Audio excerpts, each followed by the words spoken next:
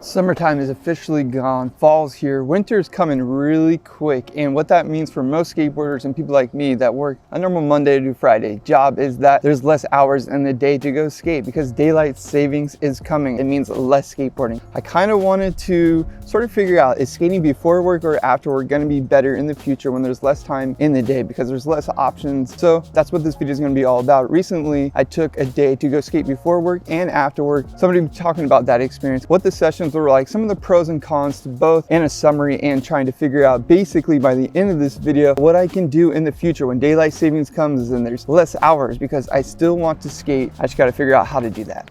And like always, I want to get your guys' opinions and thoughts on this type of thing. So make sure you comment your suggestions down below for me and the community. Like, is it better to skate before work or after work? That was kind of the goal of these sessions. And I do have some thoughts and some summary after both sessions. The first session was in the morning. I went to a skate park really close to me.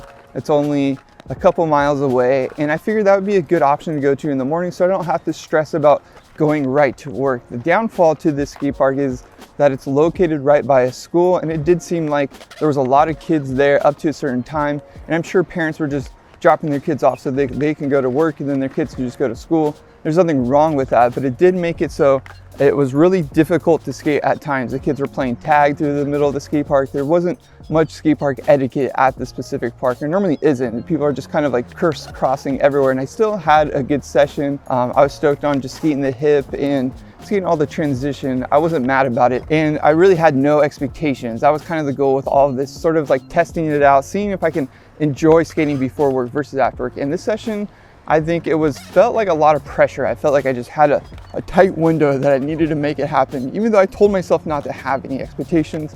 And then I started eventually trying a trick that I've been working on a lot lately, which is the switch blunt back to regular on a small quarter pipe.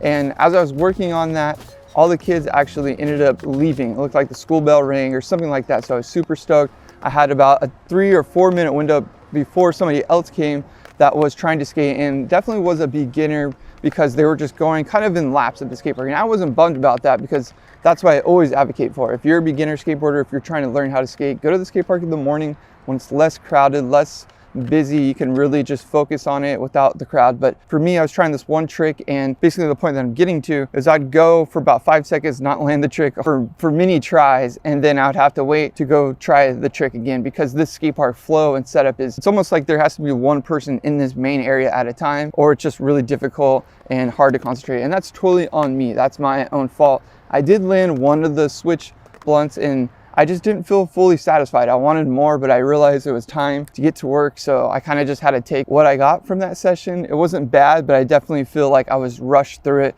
I wish I could have had more. So when I clocked off of work around 4 o'clock, I went to a further skate park. I went to Ocean Beach Skate Park, which is about probably 20 minutes away from me. And I ended up hitting on my friend Andy Mack, and he met me there. And it was nice to just skate with some other people that were just trying to actually skateboard and not play tag throughout the skate park. So right away, the environment did feel a lot better in the afternoon session. I felt like I had less pressure of a tight window where I needed to go skate, and I could just enjoy it.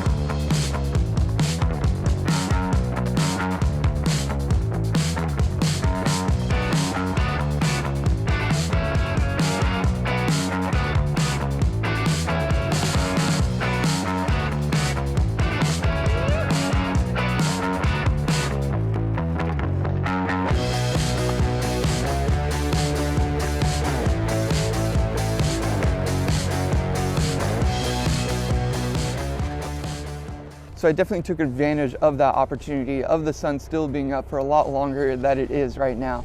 I was super stoked on just trying tricks that I normally don't try at OB Park, just some long Smith grinds on the bank to curb and different tricks. I had a really good session with Andy Mack. We played skate, watching other people skate got me hyped up.